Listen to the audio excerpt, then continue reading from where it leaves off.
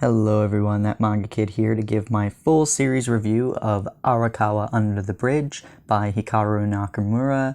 This is a vertical release. These are 2-in-1 omnibuses until the final volume, which is a single, as it was 15 volumes in Japan. The thing that I like a lot about this is that you don't miss out on cover art, because in the center of all the volumes, you get full color pages, and then you get the volume cover that you missed. So you get the volume cover, the back, what would have been the back cover, and then you also get extra bonus color pages. Which is excellent, because as you can see, these covers are pretty cool looking, and it would have sucked to have missed out on the cover art of the second volume within the collection. The other thing that I kind of like is the spines, they split the picture. So like, this is the cover that we don't have. It's the one that you see on the inside of the volume. This is obviously the girl who's on this cover. And I'm assuming they did that because they knew the final volume would be a single, so you'd still want the it would look strange if like these ones were all one picture thick and then this one was just a thin picture. So when you line them all up, you do get to see the pictures that you would have seen if you had the singles.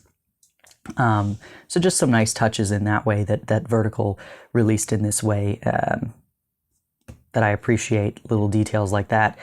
But anyway, Arakawa Under the Bridge is about this guy on the final cover. He's the main character. He is, I think his name is Ko, and the only reason I don't know his name is because he is immediately dubbed and given the name Recruit or Rec at the beginning of the series, and that's all that these people call him. And so basically he is a business, his father owns a company, like a huge company, and he works for them. He's in his early 20s, I think. And his father's or his family kind of manifesto is that you can never owe anybody anything. And so he's taught that you never let anybody do favors for you, and if they do something nice for you, you have to return it immediately. Return the favor immediately so that you don't owe anybody anything. And so basically he gets his pants stolen on the top of this bridge, and this girl who's on the front cover of the first one, Nino, gets them back for him. And he's like, oh my god, now I need to do her a favor. She did me a favor. I need to do something for her. And she doesn't want anything.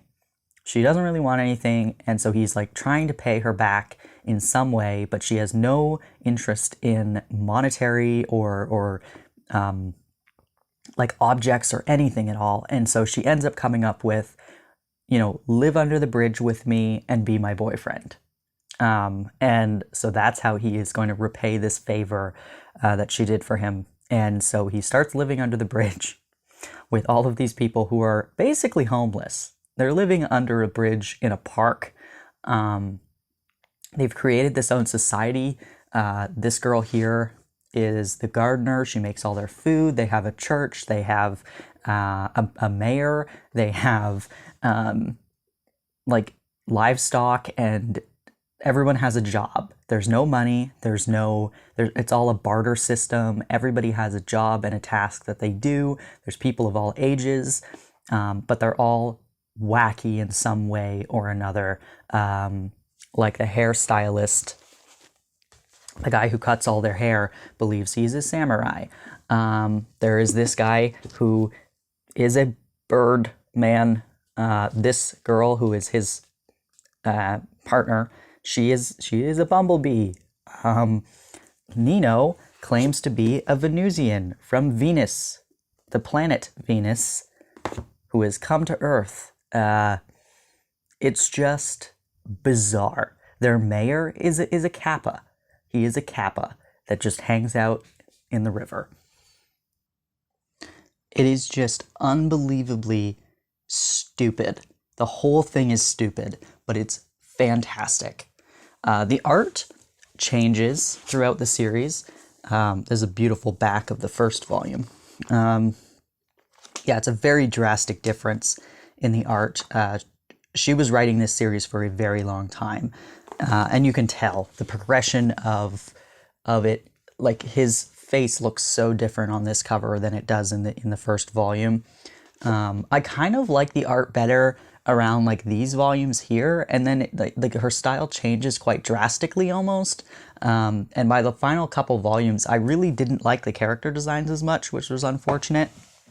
And it didn't seem as though like she had gotten lazier with it or anything like that. It just seemed like she had changed her art style, because the series spanned 15 volumes. It took her many years to write it, and you know, your art style changes. And unfortunately for me personally, I didn't like the change very much. And maybe it's just because I had seen the other art before and liked it quite a lot, that by the time it got to the end of the series, I just didn't like the face shapes or the way that the eyes and stuff were being drawn. But that's just me personally. But yeah, I'd say the first few volumes are really strong if this is what you're into, like really zany, wacky comedy, short burst chapters with a punchline. The middle bit gets a bit, like, why is this lasting so long? When is this going to end? And then the final two, the 7th and 8th volume, I really, really enjoyed, because you could tell the story was wrapping up, and it was wrapping up in a way that I personally really liked. But yeah, I think that, the author's note at the end is basically, that she wanted to create a series with a real location. This is a real bridge and location that exists in Japan. She wanted to create a fantasy story in a real location, and it's like a slice of life sort of comedy series that just takes place in this very simple place under a bridge. There's a river and some grass, but the characters are so out there, insane, that it just is hilarious. Yeah, there's some romance, but mostly it's a comedy. And the chapters are pretty short, and it just kind of continues a gag across, and then each volume has really, really beautiful color pages.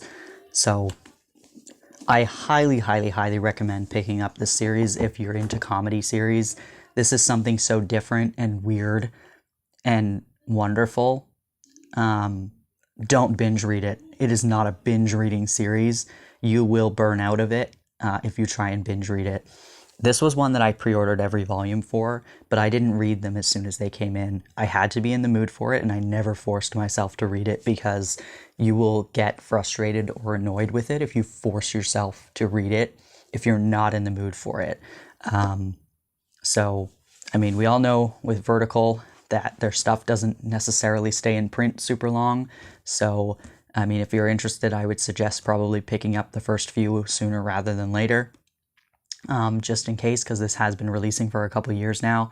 And yeah, take it slow. Just don't force yourself to read it, but just take it, a few chapters at a time. It's a fun one to read, like a chapter or two before bed, because they're so short and funny, or a chapter or two in the morning before you go to work, just to kind of get a laugh or a chuckle, but not like, it's not a story you like immerse yourself in, because there's not an overarching plot until closer to the end, where it's kind of wrapping things up.